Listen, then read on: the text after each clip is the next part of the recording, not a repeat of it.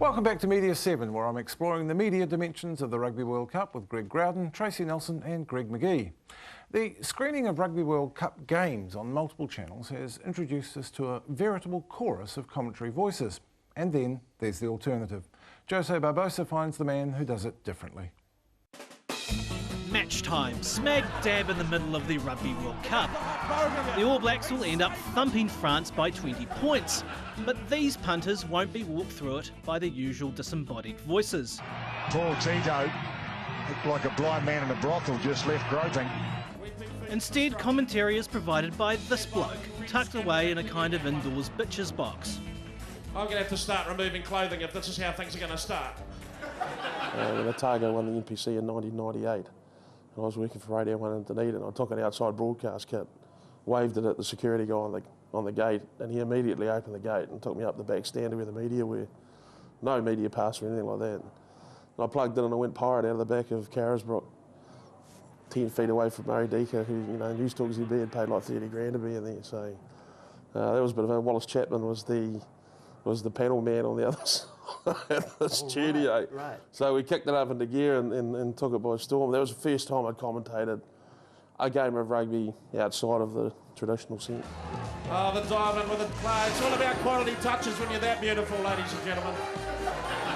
You wouldn't have to touch your long, ladies. It would be just enough.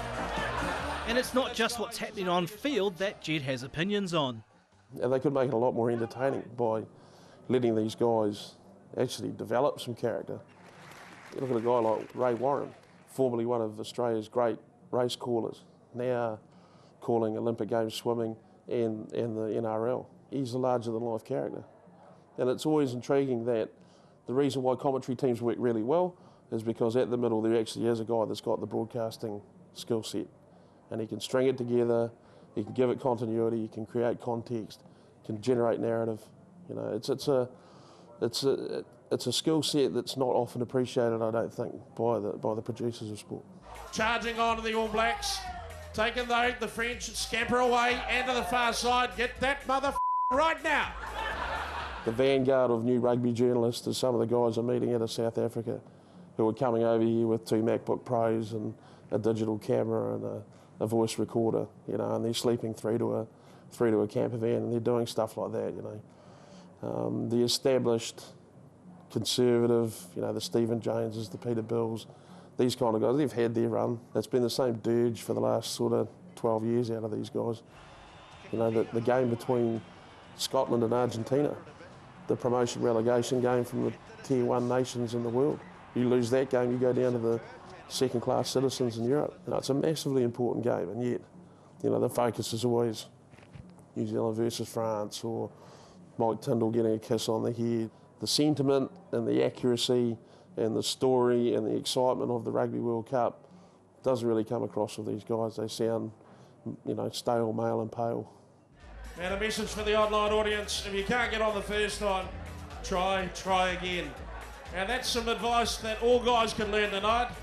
Don't get pushy. A kiss is not a contract. Perfect idea would be to have it as part of a digital platform provider's offering in rugby and set up for, you know, 99 cents a dollar. Yes, it's finally here. The World Cup is back. Getting the host broadcasters, getting them to think, oh, maybe we can touch on an extra market doing it like this.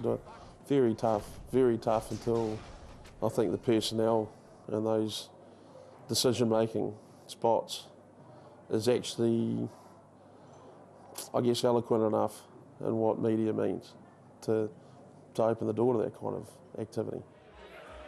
Black ball. Suck on that. 2015 is Rugby World Cup England. 2019 is Rugby World Cup Japan.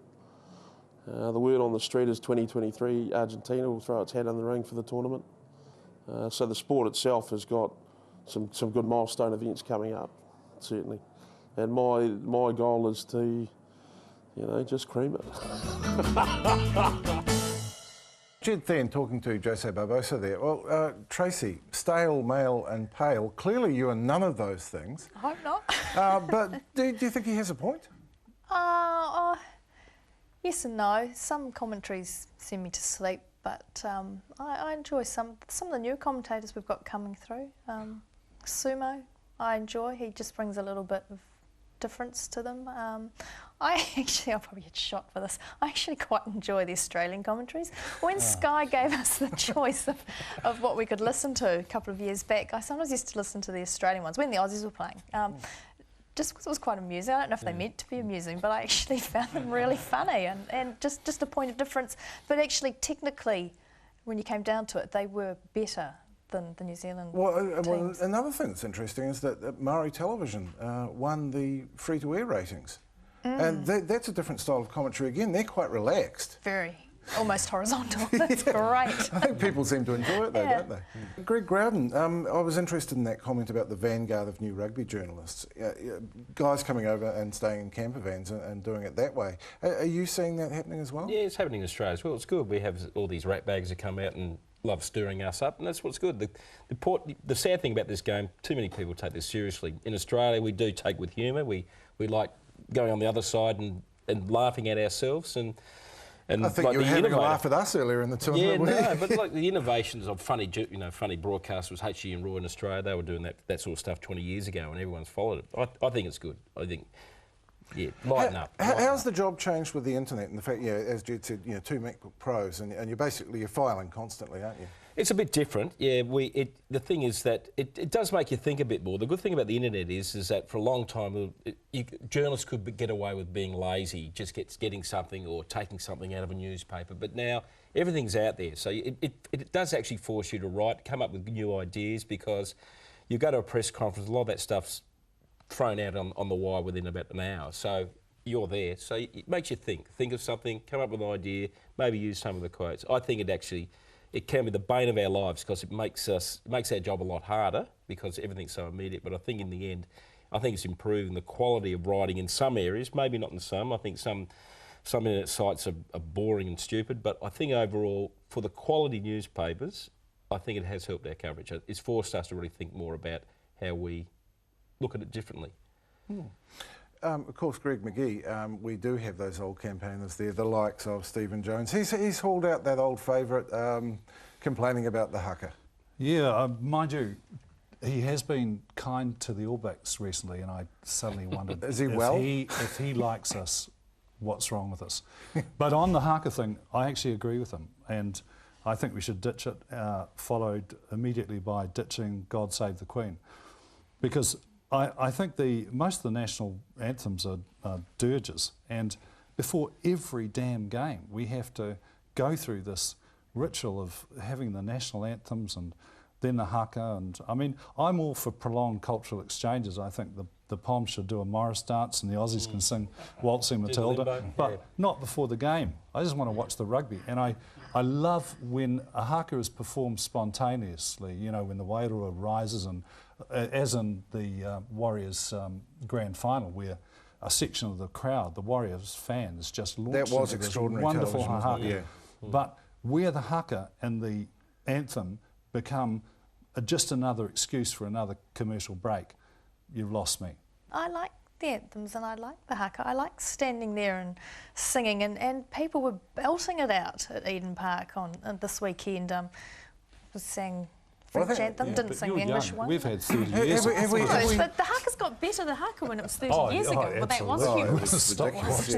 Have we had too many flash mob hakas? Possibly. It seems like there was one on every corner for a wee while in the first week. I'm a bit over them being commonplace and every day. I'd prefer to see it saved, like, the Sunday best, and you only get it out on those occasions, and it's only the team that does them, rather than every Tom, Dick, Harry and his uncle in the crowd breaking out in one and various versions. Well, I prefer that than having the by-rote performance as part of the pre-game, ritual. No, because it's usually when you're walking down the road and somebody breaks out a haka and everyone stops and you're trying to get somewhere, and that's just annoying.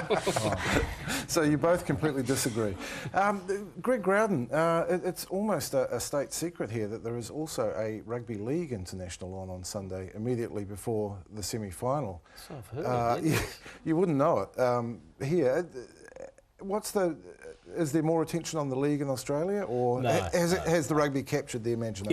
It has. Considering the amount of coverage they want from me, and they drive me mad. No, there is. There's a lot of interest here.